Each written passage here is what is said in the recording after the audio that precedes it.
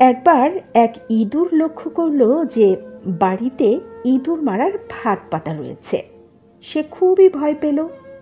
ফাঁদটি অকেজো করার জন্য সে ওই বাড়িতে থাকা মুরগির সাহায্য চাইল।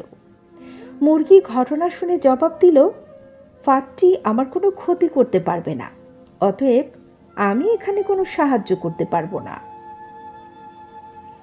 মুরগির কাছ থেকে এই উত্তর শুনে ইঁদুর খুব দুঃখিত হলো এবং ছাগলের কাছে গিয়ে সাহায্য চাইল। ছাগল ফাঁদের কথা শুনে বলল, ওই ফাঁদ বড়দের জন্য নয়, আমি এখানে তোমাকে কোনো সাহায্য করতে পারবো না।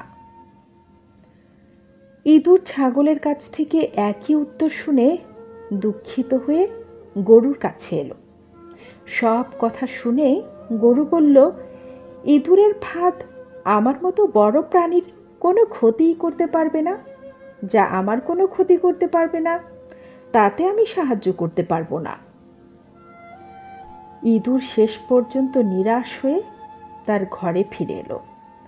রাতের বেলা বাড়ির কর্ত্রী অন্ধকারের ভিতর বুঝতে পারলেন যে ফাঁদে কিছু একটা ধরা পড়েছে।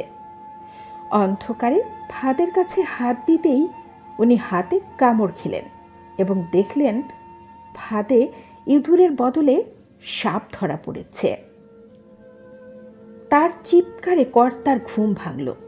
তাড়াতাড়ি ডাক্তার ডাকা হলো। চিকিৎসা শুরু হয়ে গেল, কিন্তু অবস্থা মোটেই ভালো না।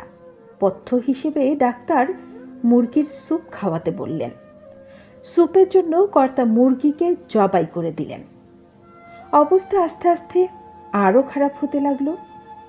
দূর দূরান্ত থেকে আরও অনেকে আত্মীয় স্বজন আসতে লাগলো। বাধ্য হয়ে কর্তা ছাগলকে জবাই করলেন তাদের আপ্যায়ন করার জন্য। আরও ভালো চিকিৎসার জন্য অনেক টাকার দরকার হতে লাগলো।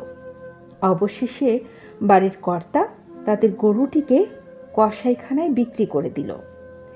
একসময় বাড়ির কর্ত্রী সুস্থ হয়ে উঠল, আর এই সমস্ত কিছু ইঁদুরটি তার ছোট্ট ঘর থেকে পর্যবেক্ষণ করল।